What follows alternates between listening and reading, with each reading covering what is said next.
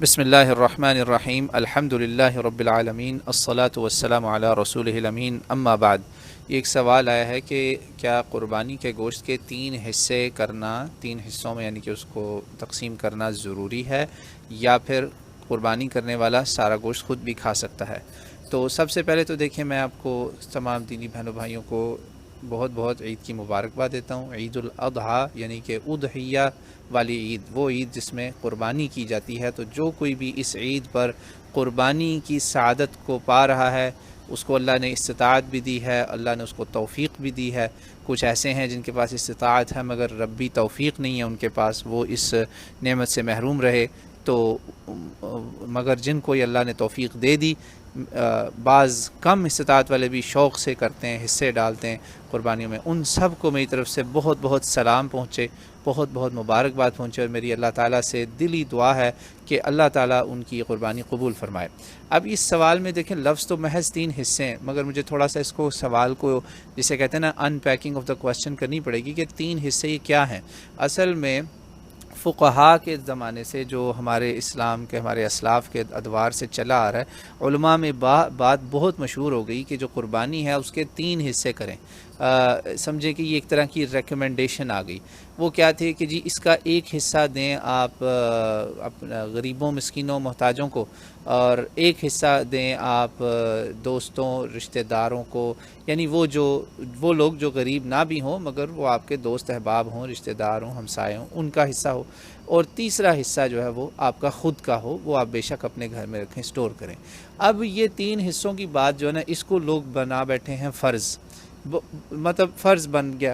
تو اب جب وہ فرض سمجھ لیا لوگوں نے، واجب سمجھ لیا، بعض مولوی حضرات تو آج کل واجب کا لفظ بولتے ہیں کہ لازمی ہے یہ کرنا، وہ اس سے کیا نقصان ہوا کہ بہت سارے ایسے بھائی، بہت ساری ایسی بہنیں جو سارا سال گوشت کھا ہی نہیں سکتے، مگر وہ اس ایمانی جذبے سے قربانی کرتے ہیں کہ ہم قربانی کرتے ہیں، چلو اس میں سے خود بھی کچھ کھا لیں گے، کچھ اوروں کو بھی کھلا دیں گے۔ یقین مانیں سب سے زیادہ مستحق تو اس گوشت کے وہ خود ہیں، مگر وہ جسے کہتے ہیں نا دے اینڈ اپ ود 2 کلو گوشت، باقی سارا ادھر ادھر، ٹھیک ہے نا، جمع ہو جاتا ہے۔ میں یہ نہیں کہہ رہا کہ وہ صدقہ نہ کریں، تو اس کا یہ رزلٹ ہوا۔ پھر اس کے بعد کئی غریب لوگ جو ہیں وہ پھر قربانی ہی نہیں کرتے، وہ کہتے ہیں بھئی میرا مہینے کا جو بجٹ ہے اس میں سے اتنے پیسے اگر قربانی میں چلے گئے اور میرے گھر میں تو راشن ہی نہیں پڑے گا۔ دیکھیں نا، گوشت اگر کسی کے گھر میں 2 مہینے کا، 3 مہینے کا گوشت سٹور ہو جائے تو اس کا کتنے خرچہ بچتا ہے۔ ایسا بندہ تو قربانی پھر کرنا ہی چھوڑ دیتا ہے کہ بھئی میں افورڈ نہیں کر سکتا۔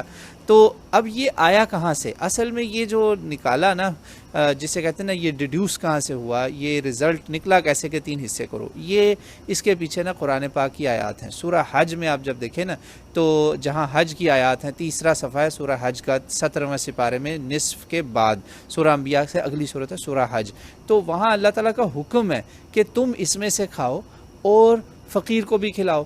اور پھر دوسری آیت میں آیا، میں آیت بھی پڑھتا ہوں، فَكُلُوا مِنْهَا وَأَطْعِمُوا الْبَائِسَ الْفَقِيرَ، ٹھیک ہے، خود بھی کھاؤ اور فقیر کو بھی کھلاؤ۔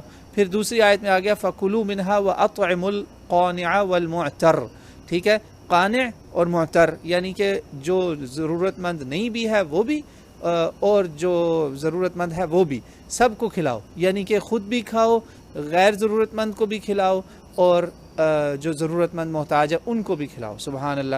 یعنی ان آیات کی روشنی میں یہی پتہ چلتا ہے کہ 3 طرح کے لوگ ہیں، ایک آپ خود ہیں، ایک وہ ہیں جو ضرورت مند ہیں، اور ایک وہ ہیں جو غنی ہیں، جن کو اللہ نے دیا ہوا ہے، ان کو بھی کھلائیں۔ برکت والی چیز ہے یہ، اللہ کے نام کی، دیکھیں نا لوگ بتوں کی پتہ نہیں کس کس کی نیازیں دیتے ہیں، تو یہ تو اللہ کے نام کی قربانی ہے۔ عام دنوں میں جو آپ گوشت کھاتے ہیں وہ تو بس آپ کے لیے جائز ہے، حلال ہے، وہ اللہ نے حلال کیا، یہ تو حلال سے بھی بہت اونچی چیز ہے، اس میں تو اللہ کا حکم آ گیا کہ کھاؤ تم اس کو، تو بہت بڑی بات ہے۔